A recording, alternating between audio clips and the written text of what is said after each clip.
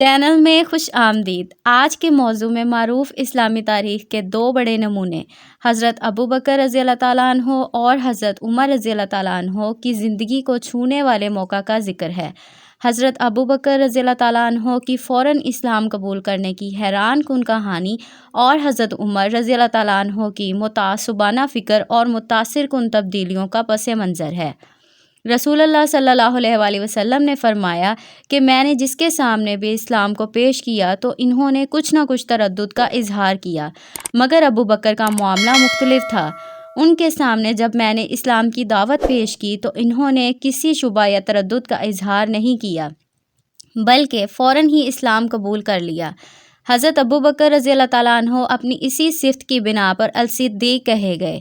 اسلام کے دور اول کی تاریخ میں ایک نمونہ حضرت ابوبکر رضی اللہ تعالیٰ عنہ کا ہے، دوسرا نمونہ وہ ہے جو حضرت عمر رضی اللہ تعالیٰ عنہ کی زندگی میں ملتا ہے۔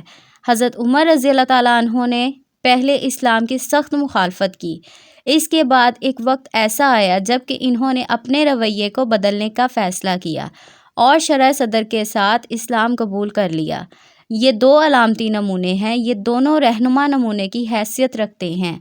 حق کے معاملے میں انسان کو ان دو میں سے کسی ایک کی مانند ہونا چاہیے۔ ان دو کے بعد کوئی تیسرا نمونہ مطلوب نمونہ نہیں۔ پہلے نمونے کے مطابق آدمی کو ایسا ہونا چاہیے کہ وہ گہرے غور و فکر کے ذریعے اپنے ذہن کو اتنا پختہ بنائے کہ وہ خود ہی حقیقت کو اس کی گہرائی تک سمجھ سکے۔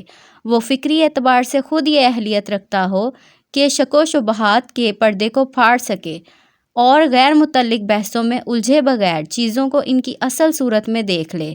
یہ فکری پختگی کا اعلیٰ درجہ ہے اور حضرت ابوبکر رضی اللہ تعالیٰ عنہ اسی درجے کی آخری تکمیل ہیں۔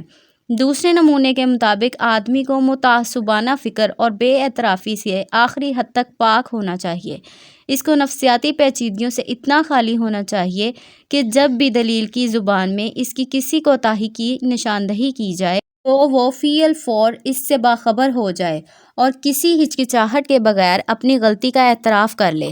حضرت عمر رضی اللہ تعالیٰ عنہ اس دوسرے نمونے کی اعلیٰ ترین مثال ہیں۔ یہ دو مثالی نمونے ہیں جو اخلاقی اور دینی اہلیتوں میں مزید گہرائیاں چھپائے ہیں۔